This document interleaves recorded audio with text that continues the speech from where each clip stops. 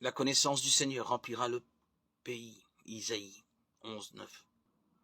Ce prophète du 8e siècle, de 740 à 700 environ, avant la venue de notre Seigneur Jésus-Christ, est le témoin attristé de la dégringolade spirituelle et morale du peuple et de ses chefs. Il sonne l'alarme sans jamais pour autant perdre l'espoir. Dieu ne laissera pas son peuple aller définitivement à la dérive. Et lorsque le roi, paniqué devant la menace d'invasion assyrienne, sacrifie son fils à une idole, supprimant ainsi de sa propre main tout avenir dynastique, Isaïe trouve la force d'annoncer: un rameau sortira de la souche de Jessé. Isaïe 11:1. Le deuxième Isaïe, lui, prend la parole 200 ans plus tard, pendant l'exil à Babylone, vers 550 avant la venue de notre Seigneur, physiquement, pour maintenir vive la foi et l'espérance de ceux qui ont tout perdu.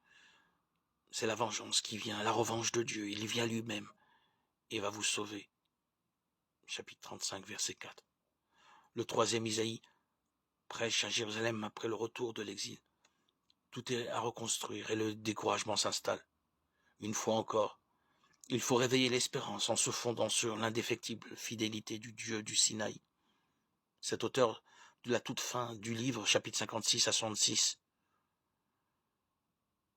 nous rappellera que nous sommes un peuple saint, racheté par le Seigneur. Chapitre 62, verset 12. Et par cette magnifique annonce du salut universel,